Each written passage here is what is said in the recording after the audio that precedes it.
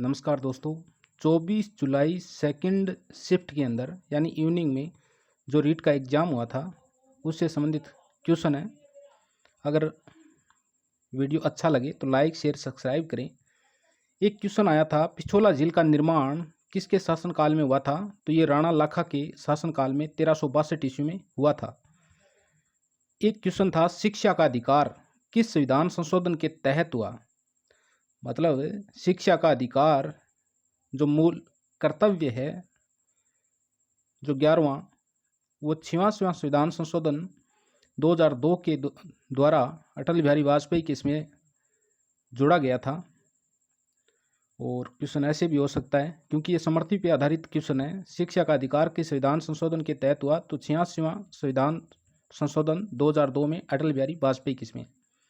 एक क्वेश्चन था कला से संबंधित, पिछवाई कला का संबंध है नाथ द्वारा राजसमंद से। नाथ द्वारा राजसमंद से। अरब सागर में गिरने वाली नदियां पूछी गई थी। तो अरब सागर में गिरने वाली नदियां हैं, जो नदियां लूणी नदी की सहायक नदियां हैं, वही नदियां अरब सागर में गिरती हैं। जैसे जोजड़ी, जवाई और बांडी, ये लूणी नदी की सहायक नदियां हैं और अरब सागर में जाके गिरती हैं। उत्तर से दक्षिण भौतिक प्रदेशों का क्रम पूछा गया है। तो उत्तर से दक्षिण राजस्थान के भौतिक प्रदेशों का क्रम घग्गर का मैदान, शेखावाटी का मैदान, नागौरी उच्च भूमि, छप्पन या उसे कहते हैं माही का मैदान, ये क्रम रहेगा। अब आपके कौन से ऑप्शन किस तरीके से आए थे वो आप ध्यान में कर सकते हैं। सूर्य से एक क्वेश्चन आया था, सूर्य से दूरी के अनुसार ग्रहों का क्रम, और आपको पूछे गए थे आंतरिक ग्रह, शायद ऐसे क्वेश्चन था, जिसमें ग्रह थे बुध, शुक्र, पृथ्वी, मंगल, और उन ऑप्शनों में और अन्य ग्रह शामिल किए गए थे, बृहस्पति, इस तरीके से। लेकिन उनका सही उत्तर होगा बुध, शुक्र, पृथ्वी और मंगल। जिस ऑप्शन में थे वो ऑप्शन सही था। 30 डिग्री दक्षिणी अक्षांश से 60 डिग्री दक्षिणी अक्षांशों के मध्य कौन सी पवनें चलती हैं? तो पछुआ पवनें चलती हैं। अगर दोस्तों क्वेश्चन बढ़िया लग रहे हैं तो आप यार लाइक शेयर कम करते हो, कंजूस हो, तो कम से कम लाइक करो, कोई कमेंट लिखो। कमेंट भी बहुत कम करते हो। अगर इनके अलावा भी कोई क्वेश्चन बचता है तो आप कमेंट में वो क्वेश्चन लिखें। देहरादून किस हिमालय में? तो देहरादून शिवालिक और मध्य हिमालय में, इसके बीच में पड़ता है। शिवालिक और मध्य हिमालय के बीच में जो हिमालय का पश्चिम भाग है उसमें गहरी घाटियों को दून कहा जाता है, और उसी में आती है देहरादून। इसके अलावा कोटपुतली दून, पुतली दून। इसके अलावा एक क्वेश्चन आया था, बागड़ की मीराबाई किसे कहा जाता है? तो गौरीबाई को बागड़ की मीराबाई कहा जाता है। एक क्वेश्चन था, प्रताप समाचार पत्र के संपादक कौन थे? तो प्रताप समाचार पत्र के संपादक गणेश शंकर विद्यार्थी थे। प्रत्यक्ष कार्यवाही दिवस कब मनाया गया था? तो ये 16 अगस्त 1946 को मुस्लिम लीग के द्वारा मनाया गया था। तो प्रत्यक्ष कार्यवाही दिवस है वो 16 अगस्त 1946 को मुस्लिम लीग के द्वारा मनाया गया। मत्स्य संघ की स्थापना पूछी गई थी। मत्स्य संघ की स्थापना कब हुई थी? 18 मार्च 1948 को हुई थी। इसके अलावा एक क्वेश्चन आया था कि राजस्थान सेवा संघ की स्थापना विजय सिंह पथिक, केसरी सिंह बार्ट और अर्जुनलाल सेठी ने मिलकर कब व कहाँ की थी? तो राजस्थान सेवा संघ की स्थापना 1919 ईस्वी में वर्धा, महाराष्ट्र में विजय सिंह पथिक, केसरी सिंह बार्ट और अर्जुनलाल सेठी ने मिलकर की थी। इसके अलावा रेलवे से संबंधित एक क्वेश्चन आया था, उत्तर पश्चिमी रेलवे का मंडल है राजस्थान में, उत्तर पश्चिमी रेलवे का मंडल है तो वो जोधपुर है। और अगर आपके क्वेश्चन आया था कि उत्तर पश्चिमी रेलवे का मुख्यालय कौन सा है, तो वो जयपुर में। भारत का उत्तर पश्चिमी रेलवे का मुख्यालय तो जयपुर में, जबकि राजस्थान का उत्तर पश्चिमी रेलवे का मंडल, जो पश्चिमी मंडल है, वो जोधपुर में, जोधपुर है।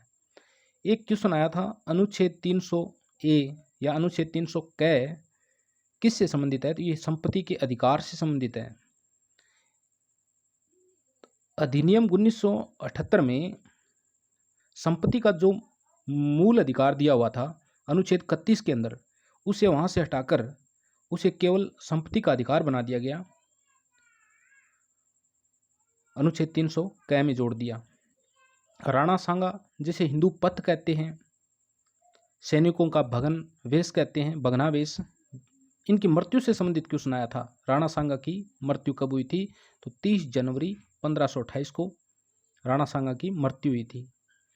एक क्वेश्चन बोली से संबंधित आया था कि रागड़ी व निमाड़ी किन की उपबोली है?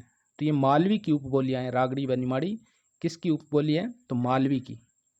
संविधान निर्मात्री सभा के अध्यक्ष, तो संविधान निर्मात्री सभा के अध्यक्ष के बारे में पूछा गया, तो संविधान निर्मात्री सभा के अध्यक्ष थे डॉक्टर राजेंद्र प्रसाद और इनके उपाध्यक्ष थे H.C. मुखर्जी। एक क्वेश्चन आया था, जहांगीर की माता किस वंश से संबंधित थी? तो ये कछवाहा वंश से संबंधित थी। किस से संबंधित थी? तो ये कछवाहा वंश से संबंधित थी। दोस्तों, अगर आपने कक्षा 6 से 10th तक राजस्थान अध्ययन और NCERT कक्षा 6 से 10th तक अगर आपने पढ़ी अच्छी तरीके से, तो क्वेश्चन लगभग यानी 60 में से 45-50 क्वेश्चन उनमें से कवर हुए हैं। राष्ट्रपति मुख्य न्यायाधीश से परामर्श किस अनुच्छेद के तहत ले सकता है? तो राष्ट्रपति मुख्य न्यायाधीश से परामर्श किस अनुच्छेद के तहत ले सकता है? तो अनुच्छेद 143 के तहत ले सकता है। एक क्वेश्चन मतदान की आयु से संबंधित आया था कि 21 वर्ष से 18 वर्ष मतदान की आयु किस संविधान संशोधन के तहत की गई थी? तो 61वां संविधान संशोधन हुआ था 1989 में। 61वां संविधान संशोधन 1989 में हुआ, तो उस समय मतदान करने की जो आयु है वो 21 से घटाकर 18 वर्ष कर दी गई थी। एक क्वेश्चन आया, उपराष्ट्रपति के निर्वाचन में भाग लेते हैं। तो उपराष्ट्रपति के निर्वाचन में संसद के दोनों सदनों के सदस्य भाग लेते हैं, यानी मनोनीत सदस्य भी उपराष्ट्रपति के निर्वाचन में भाग लेते हैं, लेकिन राष्ट्रपति के निर्वाचन में मनोनीत सदस्य भाग नहीं लेते हैं। तो उपराष्ट्रपति के निर्वाचन में भाग लेते हैं संसद के दोनों सदनों के सदस्य, चाहे वो जनता के द्वारा चुने हुए हो, चाहे वो मनोनीत हो, चाहे वो निर्वाचित हो, चाहे मनोनीत हो, सब उपराष्ट्रपति के चुनाव में भाग लेते हैं। एक क्वेश्चन था, जय सिंह कारिका की रचना किस भाषा में हुई थी? तो ये संस्कृत भाषा में स्वाई जय सिंह के द्वारा की गई। इसके अलावा एक नगरपालिका से संबंधित आया था क्वेश्चन, नगरपालिका संविधान के किस भाग में है? भाग पूछा गया था। तो नगरपालिका का उल्लेख है संविधान के भाग 9A या 9K भाग में नगरपालिका का उल्लेख है, और भाग 9A 74वें संविधान संशोधन 1992 में शामिल किया गया था। एक क्वेश्चन आया कि किस पिटक में स्त्री पुरुषों के साथ रहने का उल्लेख है? तो ये विनय पिटक है, और विनय पिटक के अंदर भिक्षुओं के नियमों के बारे में उल्लेख किया गया है। बौद्ध धर्म के अंदर 3 पिटक है, तीनों पिटकों में एक विनय पिटक है जिसमें बौद्ध भिक्षुओं से संबंधित नियम लिखे हुए हैं। उन नियमों में स्त्री पुरुषों के साथ रहने का उल्लेख है। उत्तरी अंटार्कटिक में बहने वाली धारा है। तो दोस्तों, उत्तरी अंटार्कटिक में महासागर में उत्तरी अंटार्कटिक महासागर में बहने वाली धाराएं हैं, जैसे गल्फ स्ट्रीम है, फ्लोरिडा की धारा है, कैरेबियन धारा है, इर्निंगर धारा है। ये धाराएं उत्तरी अंटार्कटिका महासागर में बहती है। एक क्वेश्चन संप्रदाय से संबंधित था कि विश्नोई संप्रदाय के प्रवर्तक कौन थे? तो संत जामोजी विश्नोई संप्रदाय के प्रवर्तक थे। एक आयोग से संबंधित क्वेश्चन आया, बाल संरक्षण आयोग में महिला सदस्य कितनी है? तो बाल संरक्षण आयोग में एक अध्यक्ष और 6 सदस्य होते हैं। एक अध्यक्ष और 6 सदस्य होते हैं, जिनमें 2 महिला होना आवश्यक है। तो बाल संरक्षण आयोग में 2 महिला सदस्य होती हैं। क्वेश्चन आया कि कौन से सुंग वंश के सेनानायक ने मौर्यों को समाप्त कर सुंग वंश की स्थापना की थी? तो 187 ईसा पूर्व में पुष्यमित्र सुंग ने की थी। ये तो बहुत ही सरल क्वेश्चन था, क्योंकि गाइडों में जो क्वेश्चन है उनको घुमा के दिया गया है। थोड़ा गाइडों में दिया गया है कि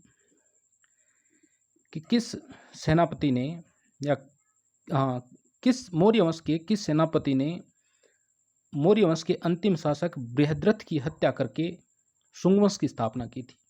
इस तरीके से दिया गया है। तो वो था पुष्यमित्र शुंग, 187 ईसा पूर्व में शुंग वंश की स्थापना की थी। जय सिंह कारिका पुस्तक का संबंध है, ये एक ज्योतिष ग्रंथ है, स्वयं जय सिंह के द्वारा रचित है और इसमें नक्षत्रों से संबंधित लिखा गया है। समुद्रगुप्त के दरबारी कवि हरिसेन के द्वारा प्रयाग प्रशस्ति किस भाषा में लिखी गई? तो ये संस्कृत भाषा में लिखी गई। आपके क्वेश्चन यही पूछा गया था कि किस भाषा में लिखी गई, और इसमें लिपि थी ब्राह्मणी। हरिसेन समुद्रगुप्त का दरबारी कवि था। एक क्वेश्चन आया था सुमेलित कीजिए, और उसमें अभ्यारण्य उद्यान पूछे गए थे। तो राष्ट्रीय मरु उद्यान किस से संबंधित है? तो ये गोडावण से संबंधित है। सीता माता अभ्यारण्य ये उड़न गिलहरी से संबंधित है। टोडगढ़ रावली अभ्यारण्य ये भालुओं यानी रींछ के लिए प्रसिद्ध है। एक क्वेश्चन मुगल काल के प्रशासन से संबंधित आया कि मुगल काल में प्रशासनिक इकाई को क्या कहते थे? तो मुगल काल में प्रशासनिक इकाई को देखें तो आपके ऑप्शन के अनुसार प्रगना होगा, और मुगल काल में प्रशासनिक इकाई की दृष्टि से प्रांत को सूबे कहा जाता था, जिले को सरकार, और उसके बाद में परगने थे, और सबसे छोटी इकाई ग्राम थी। एक क्वेश्चन आया कि 1947 ईस्वी में पुरातात्विक विभाग का अध्यक्ष कौन था? तो 1947 में भारतीय पुरातात्विक विभाग का अध्यक्ष NP चक्रवर्ती था। NP चक्रवर्ती। एक बहुत शानदार ज्योग्राफी से क्वेश्चन आया कि प्रायद्वीपीय भारत के उत्तर पश्चिम में स्थित पर्वतमाला है। तो प्रायद्वीपीय भारत के उत्तर पश्चिम में अरावली पर्वतमाला है। एक शिक्षा से संबंधित क्वेश्चन पूछा गया जिसमें राजस्थान में अनिवार्य बाल शिक्षा अधिनियम लागू हुआ। क्वेश्चन था राजस्थान में अनिवार्य बाल शिक्षा अधिनियम लागू हुआ। तो राजस्थान में 1 अप्रैल 2010 से जम्मू कश्मीर को छोड़कर संपूर्ण भारत में अनिवार्य बाल शिक्षा अधिनियम लागू किया था। तो केंद्र सरकार ने 1 अप्रैल 2010 से जम्मू कश्मीर को छोड़कर संपूर्ण भारत में अनिवार्य बाल शिक्षा अधिकार लागू कर दिया, और अनुच्छेद 21A के तहत शिक्षा को मूल अधिकार बना दिया गया, जो भाग 3 में है। यानी अनुच्छेद 21A में भाग 3 में शिक्षा को मौलिक अधिकार बना दिया गया। निम्नलिखित खनिजों का उपयोग, खनिज दिए थे और उनका उपयोग पूछा गया था। तांबा किस काम में आता है? तांबा विद्युत तार बनाने के काम में आता है। इसी तरीके से शीशे और जस्ते के बारे में, उपयोग के बारे में पूछा गया। तो शीशा जस्ता है ये रंगाई, कैलिको प्रिंटिंग और लोहा उद्योग में, विद्युत बैटरियों के निर्माण में, इसके अलावा जंगरोधी लोहे पर जो जंगरोधी लेप होता है जंगरोधी लेप बनाने में भी शीशा जस्ता का उपयोग होता है। वोलेस्टोनाइट ये सिरेमिक उद्योग में काम आता है। वोलेस्टोनाइट किस उद्योग में आता है? सिरेमिक उद्योग में। जिप्सम का उपयोग उर्वरक निर्माण में होता है। जिप्सम का उपयोग उर्वरक निर्माण में होता है। एक क्वेश्चन विली चक्रवात से संबंधित आया था।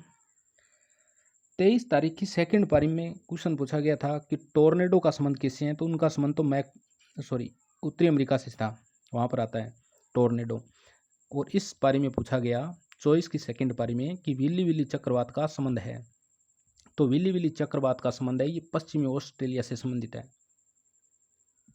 अगर दोस्तों वीडियो अच्छा लग रहा है तो प्लीज़ लाइक और शेयर करें अपने मित्रों को, और ऑल नोटिफिकेशन पे क्लिक करें जिससे आगे आने वाली वीडियो के बारे में आपको नोटिफिकेशन प्राप्त हो।